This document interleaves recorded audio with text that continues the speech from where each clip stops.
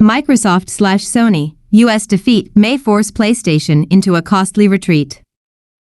Receive free Sony Corp updates.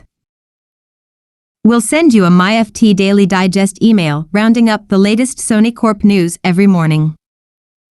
Fans of first-person shooter Call of Duty are hardcore gamers even if their battle scars are only virtual. Many play the Activision Blizzard game for more than 10 hours a day on the PlayStation console.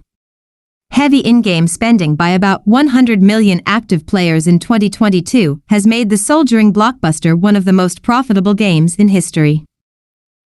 So it is no surprise shares in Sony Group, maker of the PlayStation, were soft after a U.S. federal court ruled in favor of Microsoft's $69 billion takeover of Activision Blizzard. The judge said the combination would not harm competition for gaming. This forced the UK's competition regulator into retreat. The Competition and Marketing Authority was relying on covering fire from the Federal Trade Commission of the US. Now it says it could reconsider its opposition to the deal.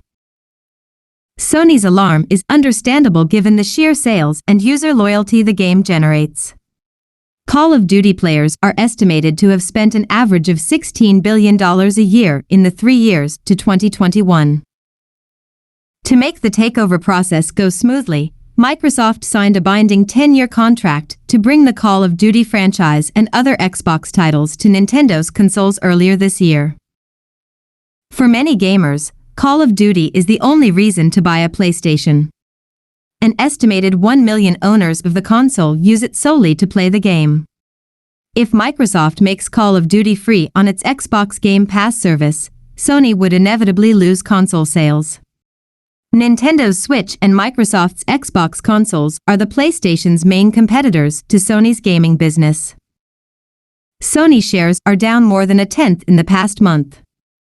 At 17 times forward earnings, they are trading at about half their levels of 3 years ago. The Japanese electronics group already expects its profit to slip in the current fiscal year on weaker performance in its financial services business. A hit to sales in Sony's gaming division, the largest contributor to group revenue, would offset gains in its music and films businesses.